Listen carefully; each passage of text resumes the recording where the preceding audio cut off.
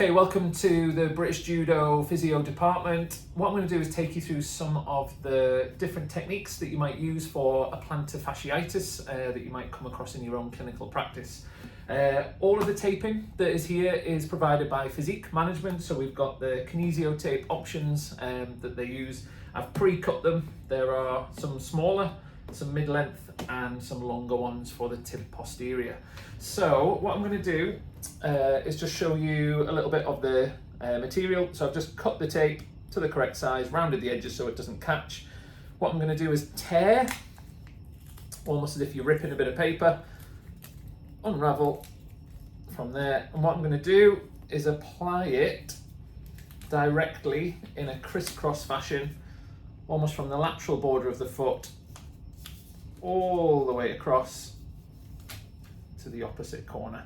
At either end, what I'm doing is just allowing a bit of an anchor, so it's no tension, about 50% tension, and then taking all the tension off. Just show you that from the other angle. I always go lateral to medial with this. Again, no tension, add tension, and let it fall off the roll at the end. So I've got a cross right in the middle of that plantar fascia. Then if you want a little bit of additional support onto there, what you can do is use the slightly smaller strips, unravel it, apply it again to the lateral border, add the tension, and then let it just fall onto the athlete's foot from there. Just going to repeat the process again.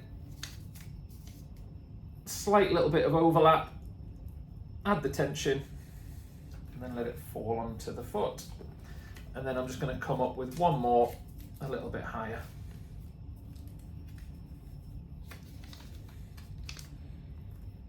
Again, try and avoid any creasing on the bottom of the foot, because obviously as they start to move around, judokas being barefoot, a little bit more vulnerable. And then obviously if you've got a trainer on and it's all creased up in there, then that can cause an issue. The last strips, again, various different options that you can use. These ones I quite like. These are to almost help assist your tib posterior a little bit. So what I'm going to do is, just thinking about the properties and the support it offers to that arch, is apply it to the lateral border, add the tension, and then what I'm doing is coming up the line of that tib posterior and just applying that from there. That I always do one that comes straight up, and then the other one, what I'm doing is coming and then almost finishing onto the lateral aspect from there. Again, gets a nice little lift through that arch to give them a bit more support.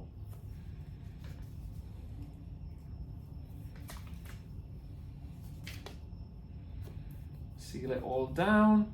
If you want to use the tape, the back of the roll to activate the glue a little bit, you can do, or just literally use your finger to seal it all down. So we've basically got the crisscross underneath there.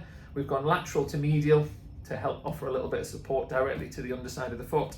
And then these two slightly longer strips going along the line of that tib posterior just help to give it a little bit of lift. So you could leave that on. Obviously feet a little bit sweatier than other areas, but you could probably leave that on until it starts to get a bit manky. Hope that helps.